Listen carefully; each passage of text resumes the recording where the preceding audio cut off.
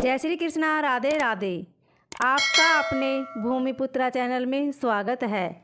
आज हम आपके लिए श्री सत्यनारायण व्रत कथा का पहला अध्याय लेकर आए हैं।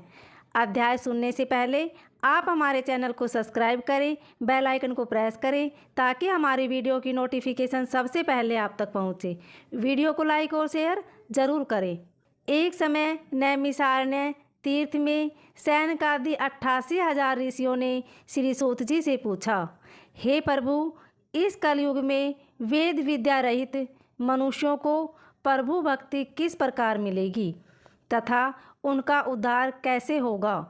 इसलिए हे मुनि, कोई ऐसा तप कहिए जिससे थोड़े समय में पुण्य प्राप्त होवे तथा मन वांछित फल मिले। वह कथा सुनने की हमारी इच्छा है। सर्वशास्त्र ज्ञाता श्री सूत जी बोले, हे वैष्णव में पूज्य, आप सब ने प्राणियों के हित की बात पूछी है। अब मैं उस श्रेष्ठ व्रत को आप लोगों से कहूँगा जिस व्रत को नारद जी ने लक्ष्मी नारायण से पूछा था और लक्ष्मीपति ने मुनिश्रेष्ठ नारद से कहा था। सो ध्यान से सुनो। एक समय योगीराज नारद जी दूसरों के हित की इच्छा से अनेक लोकों में घूमते हुए मृत्युलोक में आ पहुँचे।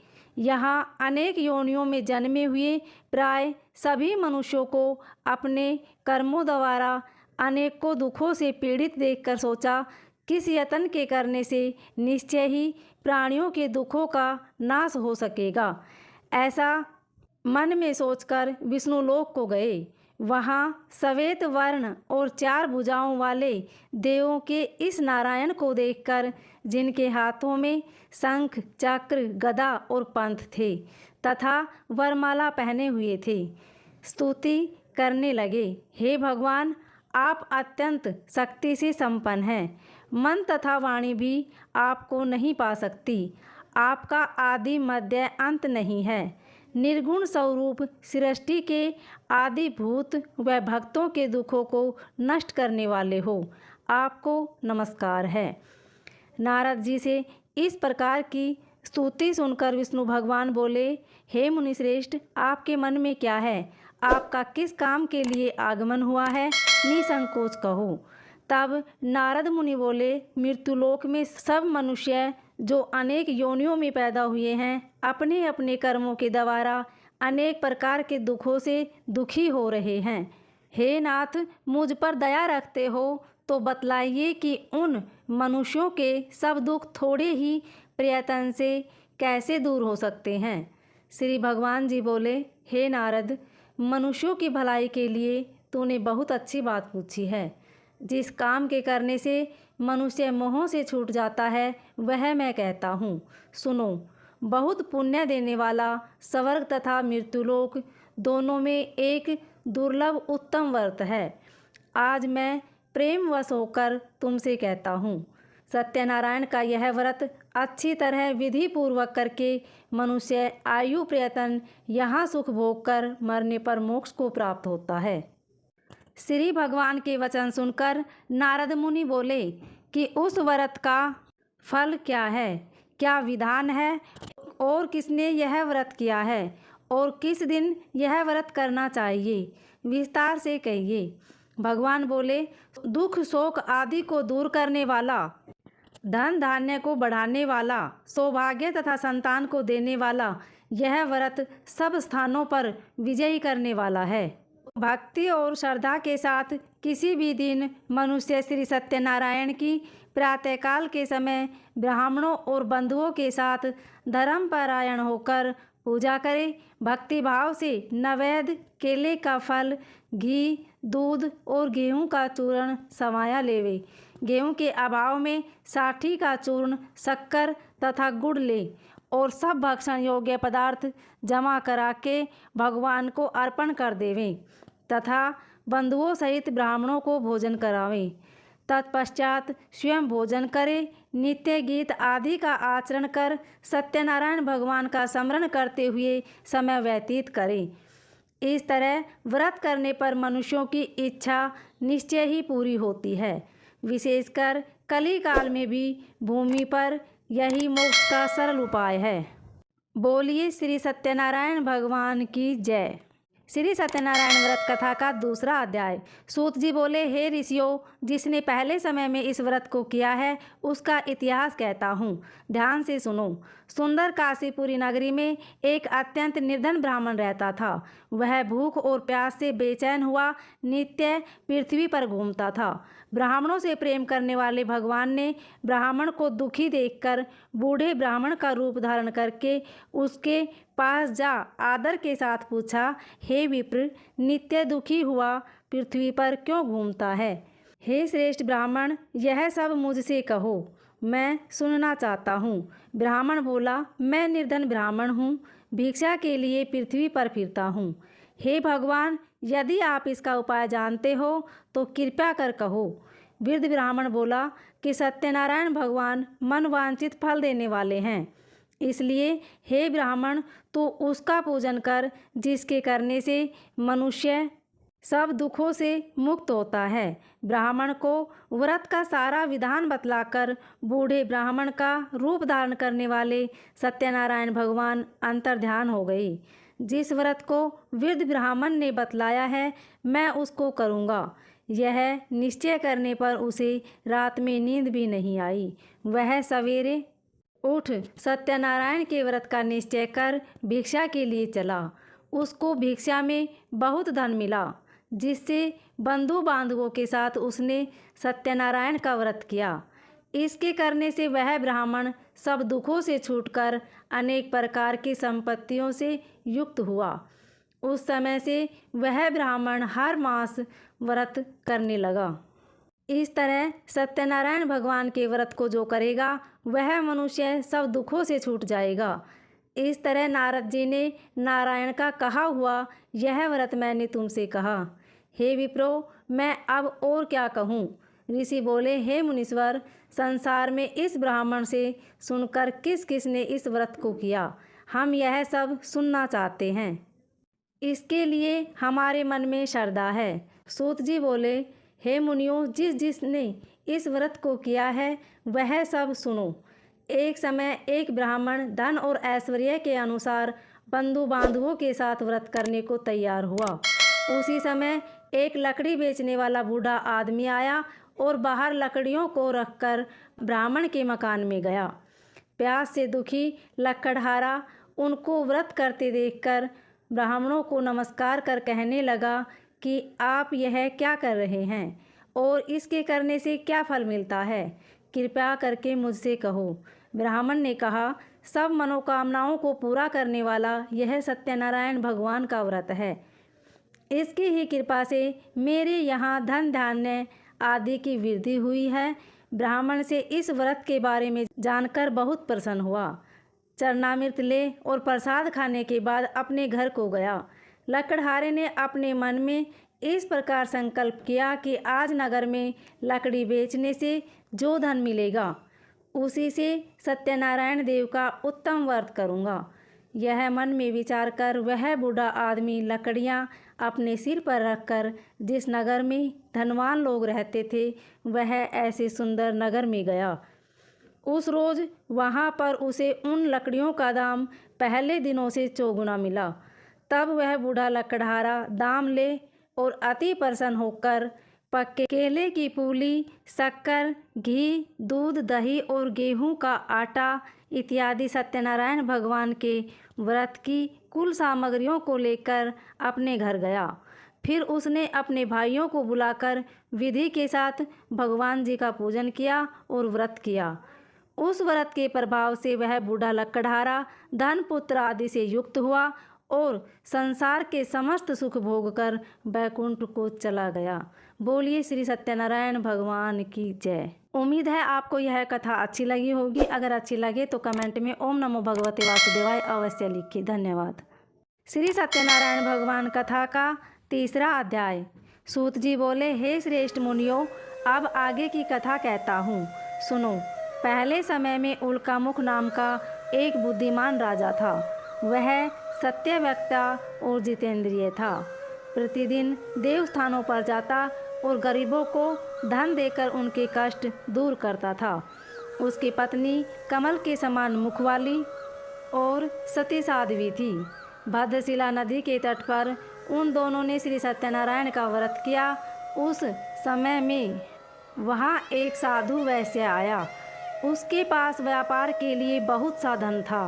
वह नाव को किनारे पर ठहराकर राजा के पास आ गया और राजा को व्रत करते हुए देखकर विनय के साथ पूछने लगा, हे राजन, भक्ति युक्त चित्त से आप यह क्या कर रहे हैं? मेरी सुनने की इच्छा है, सो आप यह मुझे बतलाइए।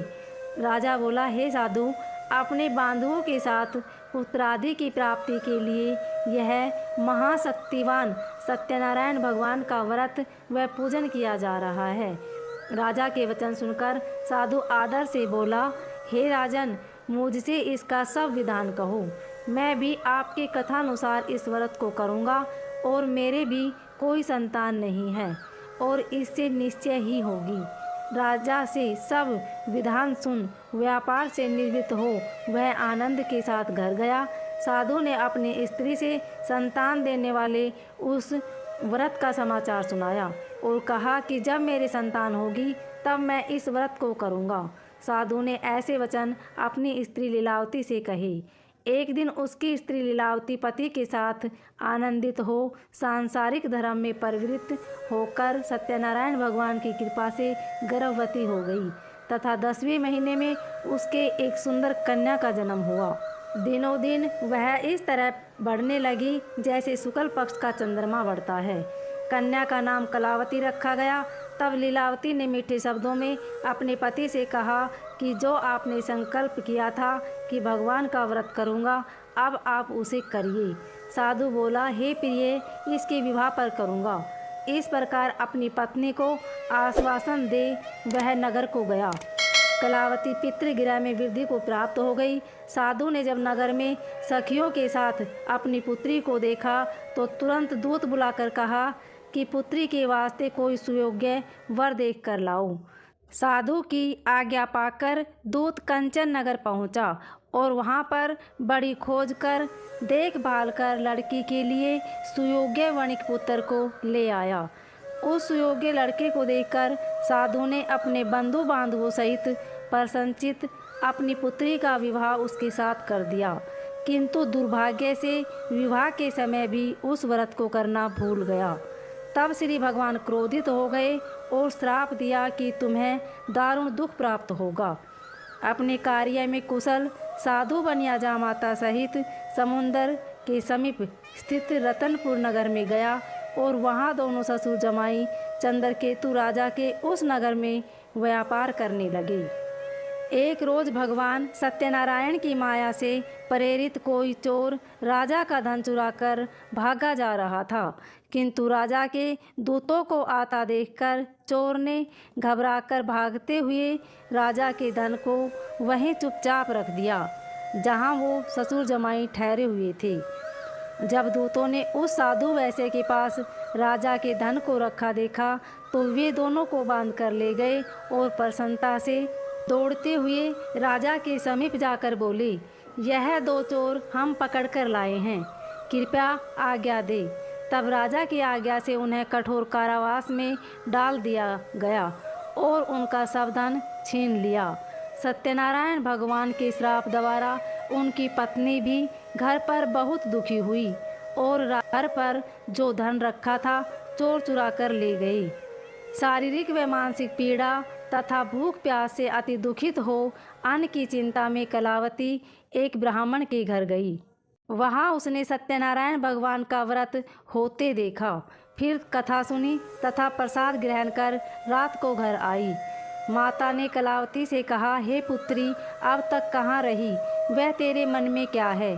कलावती बोली, हे माता, एक ब्राह्मण के घर श्री सत्यनारायण भगवान का व्रत देखा है। कन्या के वचन सुनकर लीलावती भगवान के पूजन की तैयारी करने लगी। लीलावती ने परिवार और बंधुओं सहित श्री सत्यनारायण भगवान का पूजन किया और वर मांगा कि मेरे पति और दामाद शीघ्र घर आ जाएं। साथ ही प्रार्थना की कि हम सबका अपराध क्षमा करो। सत्यनारायण भगवान इस व्रत से संतुष्ट हो गए और राजा चंद्रकेतु को स्वप्न में दर्शन देकर कहा, हे राजन, दोनों वैश्यों को प्रातः ही छोड़ दो उनका सब धन जो तुमने ग्रहण किया है दे दो, नहीं तो मैं तेरा धन, राज्य, पुत्र आदि सब नष्ट कर दूंगा। राजा से ऐसे वचन कहकर भगवान अंतर्ध्यान हो गए। प्रातःकाल राजा चंद्रकेतु ने सभा में अपना सौपन सुनाया। फिर दोनों वणिक पुत्रों को कैद से मुक्त कर सभा में बुलाया। दोनों ने आते ही राजा को नमस्कार किया। राजा मीठे वचनों से बोला, हे महानुभाव भावी वंश, ऐसा कठिन दुख प्राप्त हुआ है, अब तुम्हें कोई भय नहीं है। ऐसा कहकर राजा ने उनको नए नए वस्त्र आभूषण पहनाए तथा उनका जितना धन लिया था उससे दुगना धन देकर आदर सहित विदा किया। दोनों वैसे अपने घर को चल दिए। बोलिए श्री सत्यनारायण भगवान की जय। श्री सत्यनारायण व्रत कथा का चौथा अध्याय। सूत जी बोले, वैश्य ने मंगलाचार करके यात्रा आरंभ की और अपने नगर को चला। उनके थोड़ी दूर चलने पर दंडी वेशधारी सत्यनारायण ने उनसे पूछा, हे साधु, तेरी नाव में क्या है? अभिमानी वणिक हंसता हुआ बोला, हे दंडी, आप क्यों पूछते हो? क्या धन लेने की इच्छा है? मेरी नाव में तो बेल और पत्ते भरे हैं। वैश्य का कठोर वचन सुनकर भगवान ने कहा, तुम्हारा वचन सत्य हो। दंडी ऐसा कहकर वहाँ से दूर चले गए और कुछ दूर जाकर समुद्र के किनारे बैठ गई। दंडी के जाने पर वैश्य ने नित्य क्रिया करने के बाद नाव को ऊंची उठी देखकर अचंभा किया और नाव में बेल पत्ते आदि देखकर मूर्छित हो जमीन पर गिर पड़ा। फिर मूर्छा खुलने पर अत्यंत शोक प्रकट करने लगा तथा उसका दामाद बोला, आप शोक न करें, यह दंडी का श्राप है, अतः उनकी शरण में चलना चाहिए, तभी हमारी मनोकामना पूरी होगी। दामाद के वचन सुनकर साधु वणिक दंडी के पास पहुंचा और अत्यंत भक्ति भाव से नमस्कार करके बोला, हे भगवान, आपकी माया से मोहित ब्रह्मा आदि भी आपके रूप को नहीं जानते, तब मैं अज्ञानी कैसे जान सकता हूँ? आप प्रसन्न होइए, मैं सामर्थ्य के अनुसार आपकी पूजा करूँगा, मेरी रक्षा करो और पहले के समान नौका में धन भर दो। उसके भक्ति युक्त चित वचन सुनकर भगवान प्रसन्न हो गए और उसकी इच्छानुसार वर देकर अंतर्ध्यान हो गए।